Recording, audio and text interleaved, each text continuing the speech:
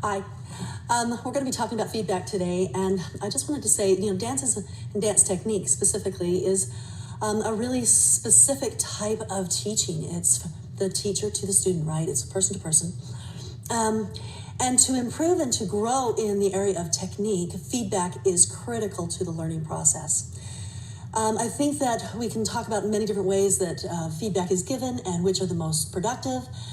Certainly we know that feedback should be an active form of feedback, somehow really allowing them to get in there and see and feel and participate in that experience of feeling what the shift or the change might be.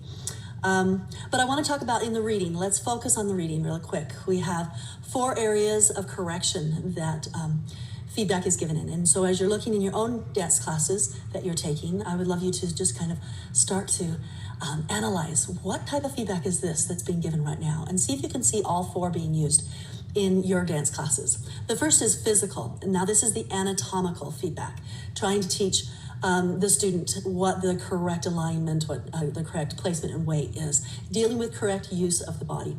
The second is facilitating. Now this is an interesting one, and it's used so much more than we realize, but it is designed to make the movement easier or better. So, if you push down here as you're making that pivot, that quick turn, 180 turn, is going to be much easier.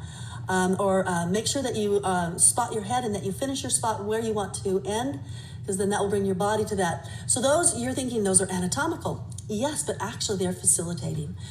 They're allowing you to help the dancer, the student, figure out a more efficient way of producing the movement correctly.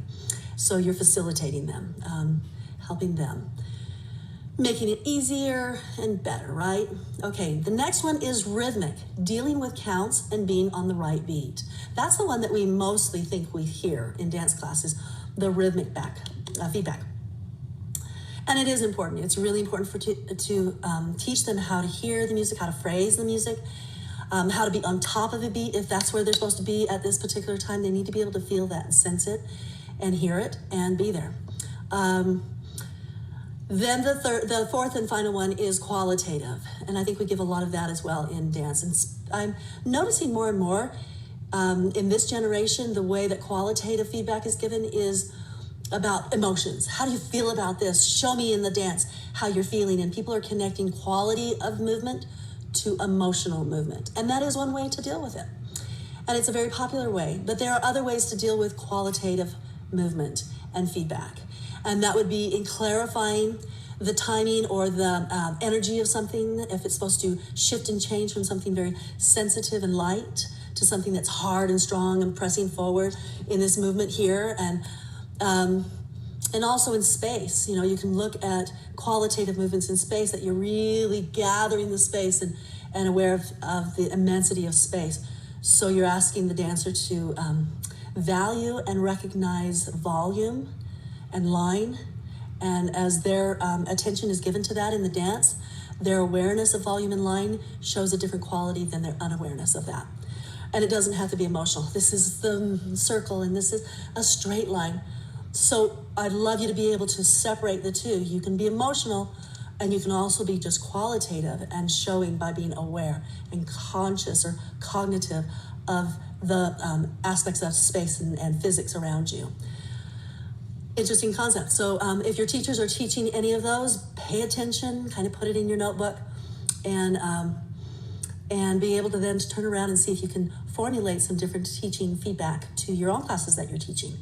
And if you find that you're mostly just giving rhythmic feedback, then start to think about it. How can I give something that's facilitating here, or that's more physical, anatomical here? Maybe I need to strengthen my skills in the anatomical area, so I'm going to brush up on my anatomy. So things like that you can always kind of improve upon if you'd like. Some of the important and interesting things that were shared in the reading as well is Gloria Newman says that she likes to keep her corrections impersonal, likes to really keep an objectivity in them. And sometimes that's hard to do because you're giving an individual correction, but you can still make it impersonal. Then there's Jeff Slayton, and he says he prefers direct feedback instead. He likes to be quick and to the point and doesn't want to waste a lot of time. And so that's another factor that's in the back of your mind is, what is the time right now? How much time do I have? And if you're trying to get a lot of material in, in, like, say, 60 minutes. And then you're kind of thinking about, okay, I need to give feedback. This is absolutely vital, but how much, and how much time can I give to this? So Jess Layton likes to be more direct. And we find that some people really take direct. Great, they like it. Just tell me what I need to do. Let me get on with this.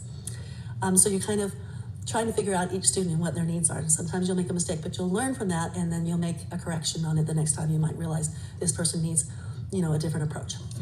Feedback is not a set of demands, but it is an approach for reaching, helping the student reach the goals that you have. So instead of just saying, I need to see this, I need to see that, if they don't know how to get there, then that feedback is a complete waste of time for them. So if they need to have help figuring out how to get to that end goal, you need to be able to verbalize it, break it down, figure it out, dissect it. And you need to be able to approach them in helping them reach it with suggestions and ideas, not just with demands, okay?